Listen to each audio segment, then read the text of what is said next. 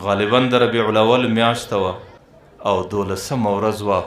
ورځ چې راګرمه سوله پیغمبر علیه صلات وسلام بیماري په انتها کې وه. حضرت جبرائیل علیه صلات وسلام داسې قرار رالی حجرې مبارکې ته راننوتی. حضرت جبرائیل علیه صلات وسلام پیغمبر ته د الله رسوله ملک الموت دروازې ته ولاړ د اجازه غواړي. پیغمبر علیه صلات وسلام ته وایي د الله رسوله ملک الموت چې پر کومه وظیفه ټاکل سوی دی چې د انسانانو ارواحان به اخلي د اولې ورځ څخه تر دننه پورې د چا د اجازې نه دي ورته ویل سوي، تر قیامته پورې نه ورته ویل کیږي، صرف ستا متعلق ورته ویل سوي دي چې ورسه به اجازته چې ورننه نوځي. ملک الموت اجازت غواړي. پیغمبر علیه صلات وسلام ورته یې راپرېږده چې کله ملک الموت حجرې مبارکې ته رالی، یو کنج کې حضرت جبرائیل ولاړ دی او بل کنج کې ملک الموت داسې دستبسته ولاړ دی. پیغمبر علیه صلات وسلام ورته عزراییل څنګه رالی؟ ورته د الله رسوله چې د کومې ورځې څخه د انسانانو د ارواحانو اخستل زما ذمهواري ده، تر اوسه پورې د چا د اجازې نه دي راته ویل سوي. تعالی په اجازه راغلی یم، که چیرې اجازه راکوې روح دې قبض کوم، که نه بیرته د الله دربار له ځم. پیغمبر علیه صلات وسلام ورته وایي عزراییله که اجازه درکړم ته به څه کوې؟ ورته زه به ستا روح قبض کوم، د الله تعالی حضور ته به یې پېښوم. پیغمبر علیه السلام حضرت جبرائیل ته وایي چې څنګه ده اجازه ورکړم. ځکه د پیغمبر لوی ملګری حضرت جبرائیل ورته وایي د الله رسوله الله تعالی پر عرش باندې ستا انتظار دی او ټول ملایکې او په ټولو اسمانو کې ستا استقبال برابر دی او ټولو ملایکو اسمانو په دروازو باندې ولاړ دی او ستا د روح استقبال په اسمانو کې برابر دی. نور ستا خوښه ده که اجازه ورکړې کې نه ورکوې. پیغمبر علیه السلام حضرت جبرائیل ته ویل یو غم را سره دی چې د هغې غم خبره نه یې سوې. جبرائیله چاته څه نه سم ویلی؟ حضرت جبرائیل ورته کوم غم در سره دی؟ ورته نه معلوم چې زه د دنیا څخه پورته سم، الله تعالی به زما څه وروسته زما د امت سره څه کوي. حضرت جبرائیل ورته دا پیغام به دستي الله ته ورسوم. د سترګو په رب کې د الله عرش ته پورته سو، د سترګو په رب کې برته راشه چې رالی ورته الله تعالی راته لا نترک امتک بعدک، ستا امت ستا به څه وروسته بې اثرې نه پرېږدم، ستا د امت حفاظت زه کوم. پیغمبر علیه السلام چې دا ور دی الان قرة عیني، اوس مې سترګې خونه کې سوې، اوس مې زړه بېغمه سو. دغه مسله چې د پیغمبر امت به د دې به حفاظت کیږي، دغه مسله پر حالت د زکندن پیغمبر خلاصه کړه. که زه 10 واره قسم واخم، که زه 1000 واره قسم واخم، زما د علم په خاطر زما په الله قسم که په دې قسم کې زه حانسم. که چیرې پیغمبر پر حالت د زکندن دغه خبره نه وای صفا کړې، نن به زه په دې شکل تاسو ته نه وای ناست او تاسو به په دې شکل ما ته نه وای ناست. د بني اسرائیلو چې رنګونه بدلیدل،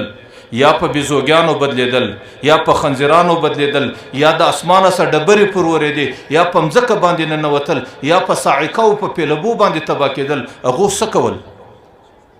هغو کې زنا وله په دې قومونو کې نسته، په هغې کې درواغو په دې قومونو کې نسته، په هغې کې شرابو په دې قومونو کې نسته، په هغې کې غلاو په دې قومونو کې نسته. زما په خدای قسم چې ما ورته د بني اسرائیلو درګنا څو قدمه مخته اوس ورغلي، خو ما درته ویل د هغه چا احترام، د هغه چا قدر ولرئ، د هغې ذات چې هغې قرباني ورکړله، پر هغه حالت یې دا خبرې خلاصې کړلې. که هغې دا خبرې نه وای خلاصې کړې، اوس به ما ورته په دغه شکل نه وای چې په کوم شکل باندې یو. چې کله حضرت عزراییل علیه صلات وسلام د هغې پر نبض باندې ګوته کښېښوله، پیغمبر آخري چیغه څه وکړه؟ آخري چیغه یې دا وکړه الصلاة الصلاة وما ملکت ایمانکم. ای خلکو زه ولاړم، د 2 خبرو ډېر خیال وساتئ. یو د لمانځه خیال، یو د لمانځه خیال، یو د هغه انسانانو خیال وساتئ چې ستاسو در لاس لاندې. بس نن په امت کې 95% د انسانانو لمونځ پرېښی دی. څه تورې خارې به ترقي وکړي، څه تورې خارې به ښه ورځ وکړي. نن د امت بچي په کوم شکل څوګرایل کېږي. تاسو سوډان وګورئ، تاسو فلسطین وګورئ، تاسو غزه وګورئ، تاسو حالات وګورئ. ولې څوګرایل کېږي؟ د امت کامیابی د امت حفاظت هغه په لمانځه کې د نن امت د لمانځه سره څه چمونه کوي 15 واره موږ د ورځې د حي علی الصلاة او د حي علی الفلاح دا ناره په خدای قسم که دا د مؤذن ده دا ناره د الله په خپله ناره ده پر ما باندې 15 واره د ورځې د الله د مسجد د مناره سه د الله غږ را باندې کېږي چې زما بنده لمانځه له راسه زه څه کوم نن دغه قومونه دا زما او ستا پښتانه خو به دینداره وي دي اوس د دې سهار د لمنځو سره کومې کیسه روانه کړې ده مولانا زکریا رحمت الله علیه معروف شیخ الحدیث دی تاسو په ځایل صدقات کې وګورئ هغې څه وایي چې کم سړی د سهار لمونځ نوجوان دی زنانه د هر څوک چې دی چې کم څوک د سهار لمونځ نه کوي ماخستن ناوخته پرېوځي هغه صوفي مسلک یې دا دی چې هغې پر 9 بجې او پر 10 بجې چې راکښېني بری راوګرځوي چې کم سړی د سهار لمونځ نه کوي او بیا راګرځوي د یوه لمانځه سزا په جهنم کې 2 کروړه 88 لکه کاله ده دا زه نه وایم دا د مولانا زکریا رحمت الله علیه قول دی تاسو په ځایل صدقات وګورئ د یوه سهار د لمانځه چې کم چا یې بل ته قضا راګرځولي نن چې زما ستا قریبان په دې کراچي کې اوسېږي دا لمنځونه کوي تاسو سره پټه خبره خو نه ده خو زه مرځم دغه زمړي زه وینم یو لمونځ نه کوي د سهار او دغه پښتانه دي یا د چمن دي یا د پښین یا د سرحنان دي یا د یارو دي سرونه چپاړول دي لمونځ نه کوي حالانکه بین العبد ایمان والکفر ترک صلات د منده او د کفر په مابین کې د لمانځه پرېښول دي الا من ترک الصلات فقد کفر چې کوم سړی لمونځ پرېښوي کافر اوس دا د پیغمبر دومره زجر دی پر دې باندې الصلاة عماد الدین فمن اقامها فقد اقام الدین ومن ترکها فقد ترک الدین لمونځ د دین ستن ده چې چا لمونځ کوي هغه دین کوي چې چا لمونځ نه کوي هغه دین نه کوي چا لمونځ پرېښوي هغه دین پرېښوي نو ما درته ویل د پیغمبر آخرنۍ چیغه دغه وه چې الصلاة الصلاة الصلاة نن چې ما او تا د کومو حالاتو سره مخامخ یو په خدای مې د قسمې کې ډېر اسباب لوی سبب یې دا دی چې د خپل دینه د خپل ربه د خپل عبادت د خپل مانځه د هر څه سره بېوفایي روانه ده زه دې خلکو ته وایم ځان پر کافرانو مه قیاسوئ کافر الله نه ستړی کوي ما او تا ستړی کوي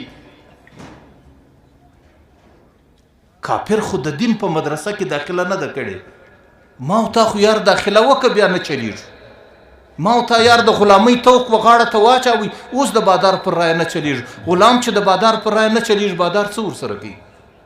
زه دې مدرسې والا ته یو بچی دی هغه چولې خرڅوي د باندې که 10 ورځې نشي راڅوک یې پوښتنه کوي یو بچی دی په دې مدرسه کې داخل سلو او بیا چې د غیر حاضري وکړي دته د ستې ډنډې ورکول کېږي نو ما او تا خو یار داخله کړې ده اوس غیر حاضري کو نو ډنډو ته ګورې ډنډې دغه دي چې نن یې په سوډان کې وینو په فلسطین کې وینو په کشمیر کې وینو په هر ځای کې وینو دا هغه ډنډې دي زما او ستا د غیر حاضري ډنډې دي چې نن یې ما او تا خورو ځکه ځان به پر کافر باندې مه قیاسوئ تاسو تاریخ الخلفا وګورئ چې کله چنګیز خان رالی او د بنو عباسیو حاکمان خراب سلو یو ځل عیدګاه ته را روانو د مازدیګر د لمانځه بعد یې د عیدګاه لمونځ وکړئ بل ګشتې راتلې ډولونه ورته ټکېدو د ماخستن د لمانځه بعد یې د عیدګاه لمونځ وکړئ الله د صحرای ګوبي سه چنګیز خان پر مسلط کړي شیخ فریدالدین عطار چې چنګیز خان رالی شیخ فریدالدین عطار د خپل خانقاه سره ووتی د مریدانو سره چې مقابلې ته ودرېدی د دې شا څه د وریځو څه د اوازونه راپورته کېدل یا ایها الکفره اقتل الفجره ولې کافرانو دا فاسقان قتل کوي هغې چې د وریځو څه د اوازونه واورېدو په میدان رالی په خپل خانقاه کې کښېناستی هغه پسې رالو دالت یې شهید کړي نو ما او تا کوم حال ته رسېدلي یو او اوس ګیله کوو چې زما سره ولې دا کېږي زما سره ولې دا کېږي زما سره ولې دا کېږي